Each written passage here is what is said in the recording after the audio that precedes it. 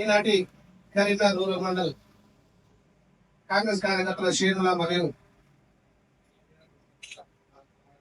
మండల అధ్యక్షులు మరియు బ్లాక్ చైర్మన్ గారైన అదేవిధంగా ప్రభుత్వం పెద్దలు గౌరవనీయులు నా కాంగ్రెస్ సీనియర్ కార్యకర్తలు ఇక్కడికి హాజరైనప్పుడు ఎక్కడికి పేరు పేరున హృదయపూర్వక నమస్కారం తెలియజేసుకుంటూ ఇప్పటి వరకు మన మండల అధ్యక్షులైన రామరెడ్డి గారు చాలా క్లుప్తంగా మీకు వివరించడం జరిగింది. ఇందులో మనం అన్ని చేస్తున్నాం కానీ దాన్ని కరెక్ట్ విసరిపోయేస్తాయి, అడ్వర్టైజ్ చేయలేకపోతాము. ఇంతకుముందు మిగతా పార్టీలు పావులు చేసి బాగా అడ్వర్టైజ్ చేస్తూ రూపాయి చెప్పింది, మనం బాగా చేసి పావులు కూడా అడ్వర్టైజ్ చేస్తాం. అదే బాగా లోపం అంటే లోపం మన అందరూ అనుకోవచ్చు. ఏదైనా ఒకటి సంక్షేమ పథకం అయితే అభివృద్ధి పథకం అయితే మనం చేస్తున్నామంటే దానికి ముందు చేయబోతున్నాం అని చెప్పడం, ఇది మేము చేసినాం, ఇది మొన్నటిసారి మేము చేసినాం అనే విధంగా మనం పాటించాల్సిన అవసరం ఉంది. 15 మాసంలోనే చెప్పినంతలో కాకుండా అన్న దాదాపుగా 78% వరకు మన పనిలో లీనమైనాం. అధికారంలోకి పార్టీ రాగానే వెంబడే మనల్ని కూడా గుర్తించారు. ఓడిపోయినా గెలిచినా మనకి ఎస్డే పనులు ఒక 10 కోట్లు ఇచ్చారు. అప్పుడు ఎవరెవరైతే యుద్ధ ప్రాంతానికి చేపట్టాల్సిన పనులే కొన్ని చేసేవి. అయితే ఇట్లా మన బాటకి ఏంటంటే అంతకుముందు బిల్లు కొంతమందికి రాకపోయేసరికి వీళ్ళు కొంచెం భయపడ్డాము. అలాంటిది ఎప్పుడు కూడా మన దగ్గర భయం అనేది మొదటి ఉండాలి. భయం అనేది ఎప్పుడైతే మనం ఆలోచన చేస్తామో ఏ పని కూడా చేసే పరిస్థితికి ముందర వేయలేదు. వస్తూ ఉంటాయి, నువ్వు ఏదైనా కార్యక్రమం ఎంచుకో, ఆ కార్యక్రమంలో భాగంగా సమస్యలు వచ్చుకుంటూ పోతా ఉంటాయి.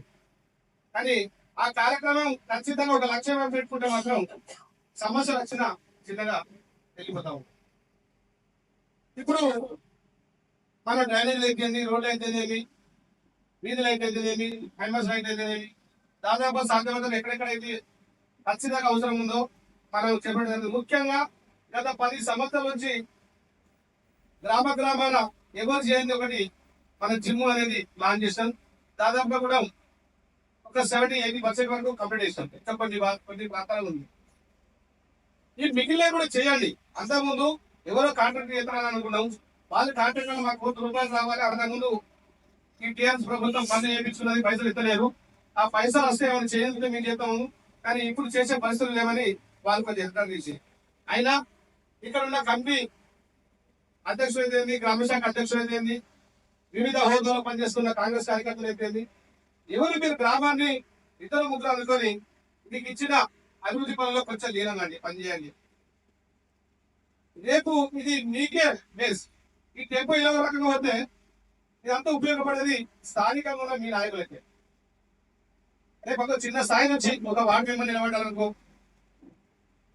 ఒక సర్పంచ్ నిలబడాలనుకున్నా, ఒక ఎంపీడీసీ నిలబడాలనుకున్నా, ఒక జెడ్పీసీ, అంటే స్థానిక సంస్థల ఎన్నికలలో మీకు ఇది ఉపయోగపడేది.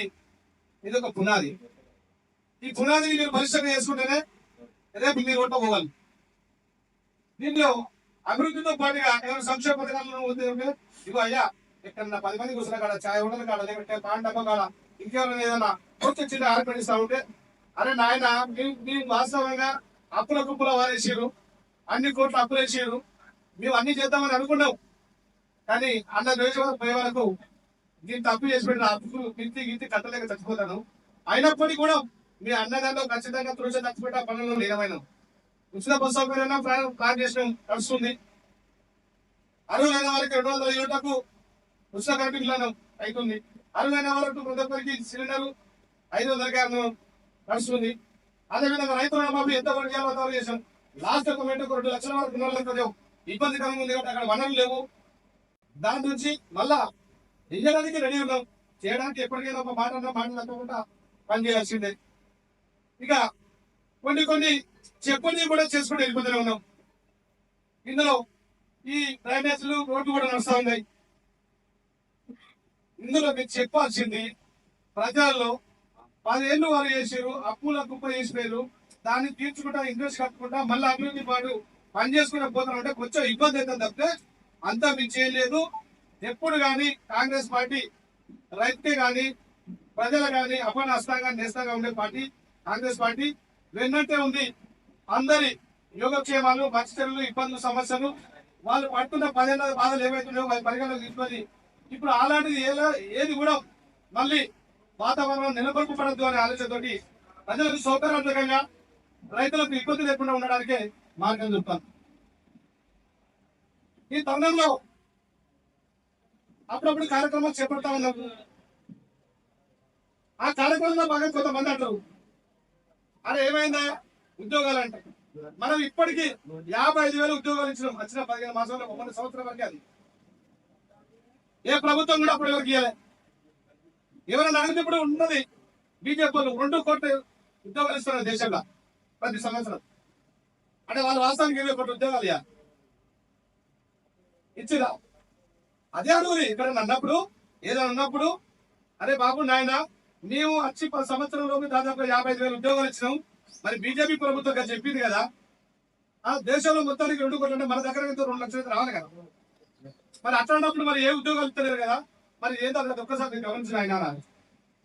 అదేవిధంగా మన ఎస్సీ వర్గీకరణ అయితేనేమి, బీసీ 42% రిజర్వేషన్ పెంపైంది అని మేము అసెంబ్లీ సమావేశంలో కష్టపడ ఇబ్బందులు కూడా అందరూ ఎదుర్కొని వాళ్ళతో మెప్పించుకోవడం మేము ఆ రిజర్వేషన్ పెట్టి అసెంబ్లీలో బిల్లు పెట్టడం జరిగింది. ఆ బిల్లు తీసుకొచ్చారా అక్కడ ఆ పార్లమెంట్ లో ఒప్పించుకున్నారయా మీకు సన్మానం చేసి మంచిగా సభాపూర్వకంగా మీడియాలు మంచి పెడదాం. ఇది టార్గెట్. ఎట్లా అడుగుతలేవాడు, ఓర్చుకోలేనాడు, జీర్ణించుకోలేనాడు, అరిగించుకోలేనాడు, ఈగోతోటో వాళ్ళ వీడు మంచి పని చేయబట్టే ఒక భావన ఉంటాడు. అడిగినప్పుడు మీరు మనం మాట్లాడాలి. బీజేపీలో చెప్పాలి, టీఆర్ఎస్ చెప్పాలి. అవునయ్యా చేస్తూనే ఉంటాం. మేము వచ్చి నీకు 15 సంవత్సరాలు మీరు చేసినావు. అలా ఏం లేకుండా ఎన్ని చెప్పడంలో పడుతున్నావు. నీ లెక్క అప్పుడు మిగులు బడ్జెట్ తోటి మీరు రాలని టీఆర్ఎస్ చెప్పాలి. మిగులు బడ్జెట్ తోటి ఉంటే ఉన్నది ఏర్పడంతో పెట్టి ఆ మిగులు బడ్జెట్ కూడా చేసిరు, మళ్ళీ లక్షల కోట్లు అప్పు చేసిరు. అవన్నీ తీసుకొచ్చిన దానికి ఇబ్బందికరంగా అవుతుంది. అయినా మేము ఏదేమైనప్పటికీ చేస్తూనే ఉంటున్నాం అనే ఆలోచన తెలియపరుస్తుంది. వాళ్ళ లోపాలు లేవా వస్తున్నాయి. మనం ఇంకా బాగుండే చేయబోయేటి బాగుండే పనులు చేసిన గివి ఇంకా చేసేవి బాగున్నాయి అనుకుంటా మనం వాళ్ళ మీద కొంచెం డామినేట్ కంటే కమాండింగ్ చేసే విధంగా మాట్లాడాలి. ఎప్పుడో ఒకసారి మనం బలహీన పడితే ఆ బలహీనత మనకు రోగంగా తయారవుతుంది. రేపు భవిష్యత్తులో మనం బలహీనత తయారవుతాం కానీ బలిష్టంగా ఉండే ఆలోచన రాదు. మనకు అన్ని విధాల అందుబాటులో అపరాధితంగా వేరే పార్టీ ఏంటంటే అండగా ఉంటుంది. మీరు స్థానిక సంస్థలు ఎన్నికలు ఉన్నాయి, కష్టపడాలి, భవిష్యత్ విధానాన్ని తీర్చిదిద్దుకొని రేపు రాబోయే కాలం అంతా కాంగ్రెస్ ప్రభుత్వం ఉంటుంది.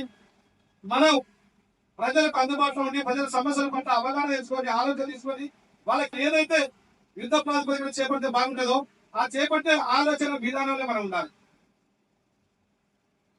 ఆ ప్రకారంగా మనం వెళ్తే గ్రామాలలో రేపు ఎలక్షన్ వచ్చినప్పుడు కొంచెం మరే ఆ పిల్లలకి అక్కడ ఆ మోరుండే చేయవనగానే 2-3 పనులు ఎక్కువగా చేసినాయా, అదే రోడ్డు చేసిండు, ఈ పని చేస్తే చెప్తే చేసుకొచ్చిండు అనే విధానం ప్రజల్లో కొంచెం ఆలోచన కల్పించాలి.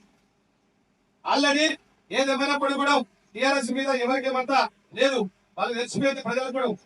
అక్కడ ఉన్న ఆ టీఆర్ఎస్ లీడర్తో కొంతమంది పనులు అయితేనే కదా ఇది చేసుకుందామని ఆలోచనతోటి వాళ్ళని ఎక్కువదో గొప్పగా చెప్పడం వెళ్తారు.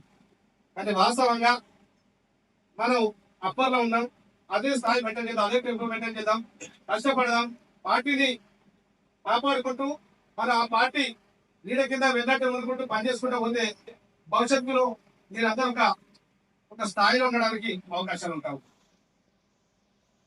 మన ఇక్కడ ఒక రూరల్ సభ్యులు దాదాపు ఏదైనా మీటింగ్ అయినా ఏదైనా కార్యక్రమం అయినా ఏదైనా యాత్ర అయినా సాధ్యమైతే చాలా సంతోషం. ఇప్పుడు మన చేయబోయే కార్యక్రమాలు అంటే పార్టీకి ఇటు మనకు కూడా ఉపయోగపడే విధంగా కొన్ని కార్యక్రమాలు ఉంటాయి. ఇప్పుడు మొదటగా ఒక మంచి కార్యక్రమం, బృహత్తరమైన కార్యక్రమం ఎన్నుకోవడం జరిగింది. జై బాబు, జై భీమ్, జై సంవిధాన్. ఈ యాత్ర చైతన్య యాత్ర అని 2వ తారీఖు నుంచి మనం గ్రామాన గడప మనం చేస్తున్న అభివృద్ధిని తెలియపరచుకుంటూ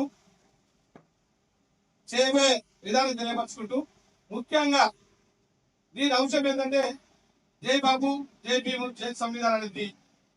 ఆనాడు జాతిపిత స్వతంత్ర సమరయోధుడు ఆ రోజు దేశం కోసం ఎన్నో తాపత్రయపడి ఎన్ని కష్టాలను ఓర్చుకొని అతను చేసిన కృషికి మరి ఎంతో మంది మహానుభావులు చేసిన ఆలోచన విధానానికి అప్పుడు వచ్చిన ఫలితమే స్వతంత్రం మనకు వచ్చింది. ఆ వచ్చిన స్వతంత్రంలో ఎలా మెదలాలి, రిజర్వేషన్లు ఎలా ఉండాలి, ప్రతి ఒక్క యువకుని కానీ ప్రతి ఒక్క వర్గానికి కానీ సముచిత స్థానం ఎలా ఉండాలి, వాళ్ళందరికీ ఒక సముచిత స్థానం బీసీలకు కానీ ఎస్సీలకు కానీ మైనారిటీలకు కానీ వివిధ ప్రాంతాల్లో వివిధ ప్రజలకు అన్ని విధాల సముచిత న్యాయం కోసం మన బాబాసాహెబ్ అంబేద్కర్ గారు రచించిన ఆ గ్రంథం, ఆ రాజ్యాంగమే ఈ రోజు దాన్ని కించపరిచే విధంగా లేకుంటే దాన్ని ఏదో ఇబ్బంది పెట్టి ఆలోచన చేద్దాం అనే భావనతోటి బాబాసాహెబ్ అంబేద్కర్ గారి మీద అనుచిత వ్యాఖ్య చేయడం జరిగింది. ఎవరు చేశారు? హోం మంత్రి అమిత్ షా గారు ఎప్పటి నుంచి మన జరిగిన పార్లమెంట్ సమావేశంలో ఆడడం జరిగింది. దానికి గాను 3 రోజులు నిరంతరం ఇట్లా ఎస్సీలను చిన్న చూపు చూస్తూ బాబాసాహెబ్ రాసిన ఆ గ్రంథాన్ని చిన్న చూపు చూసి అతని మీద అనుచిత వ్యాఖ్యలు చేసిండు. అతనిపై చర్యలు తీసుకోవాలి. అప్పుడు ఎస్ఎస్సీ కేసులు కూడా అతని మీద అమలు చేయాలని మనం కూడా వీళ్ళందరూ కార్యక్రమాలు కూడా రావడం జరిగింది. దీనికి ఆ రోజు టీఆర్ఎస్ ప్రభుత్వం కూడా ఒకనొక సందర్భంలో ఎవరు కేసీఆర్ గారు ఏమన్నాడు, రాజ్యాంగం చేంజ్ చేయాలని అన్నాడు. ఒకనొక టైంలో మీరు అప్పుడు తెలుసా మీకు? అంటే బీజేపీ టీఆర్ఎస్ ప్రభుత్వం కుట్రమని ఈ రాజ్యాంగాన్ని మార్పు చేసి వీళ్ళ పేర్లు బయటకు రావద్దు, వీళ్ళ పేర్లు అంతరించిపోవాలి, జాతి పిత అయితేంది, బాబాసాహెబ్ అంబేద్కర్ గారు అయితేంది, అదే విధంగా ఈ రాజ్యాంగం అయితేంది, దీన్ని అంతమొందించాలని ఒక పిచ్చ ఆలోచనతో వాళ్ళిద్దరు ఒకటే పనిచేయడానికి సిద్ధంగా అవుతారు. అటువంటి దాన్ని తిప్పికొట్టి ప్రజలలో మనం మమేకమై జరగబోయేది జరిగేది ఇగో నాడు రచించిన ఈ గ్రంథం, ఈ రాజ్యాంగ నిర్మాత బాబాసాహెబ్ అంబేద్కర్ గారిని ఇలా అనడమేంది, కించపరచడమేంది, ఈ ప్రకారంగా వారు అమిత్ షా మాట్లాడే విధానం అదొకటి చెప్పుకుంటూ బాబుజీ జాతి పిత ఆ రోజు స్వతంత్ర సమరంలో ఆ రోజు చేస్తేనే ఇంత హక్కులతో మనం ఉన్నాం అనే ఆలోచన ప్రజలు తెలియపరుచుకుంటూ రాజ్యాంగం గురించి వివరించుకుంటూ దీనిలో ఈ రోజు మనందరం ఒక స్థాయిలో నేను ఈ రోజు మన ఎమ్మెల్యేగా పోటీ చేసే అవకాశం వచ్చిందంటే, ఒక జడ్పీసీ వచ్చిందంటే, ఒక సర్పంచ్ వచ్చిందంటే ఆ రోజు ఆ పెట్టిన ఆ రిజర్వేషన్ లేకుంటే వాస్తవానికి అన్న వర్గాలే మొత్తం దాదాపు అగ్రవర్గాలు అన్ని వాళ్ళే చేయించుకొని మనకు చేసే పరిస్థితి ఉండకూడదు.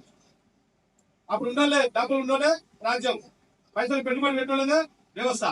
అటువంటిది ఆ బాబాసాహెబ్ రాసే రాజ్యాంగాన్ని బట్టి ఎవరికైనా ఇగో ఈ వర్గానికి ఈ వర్గానికి ప్రతి ఒక్కరు బాగుపడాలి, ఈ భవిష్యత్తులో విధానాలు అందరూ తీర్చిదిద్దబడాలి, ఇక్కడ ప్రపంచంలో అయితే సమాజంలో అయితే ప్రతి ఒక్కరికి అవకాశం కల్పింపబడాలి అనే ఒక ఆలోచన చేస్తేనే ఈ రోజు బడుగు బలహీన వర్గాలు ఎవరైతే ఉన్నారో బీసీ అయితే మైనార్టీ అయితే వాళ్ళందరికీ వివిధ అవకాశాలు వచ్చినాయి. ఒక వార్డు మెంబర్ చేసిరు, ఒక ఉప సర్పంచ్ చేసిరు, ఒక సర్పంచ్ చేసిరు, ఒక జడ్పీ చేసిరు. అంటే ఈ రిజర్వేషన్ ప్రక్రియ వల్ల అటువంటి రిజర్వేషన్ 42% పెంచిందంటే దాన్ని మనం చెప్తా ఉండాలి.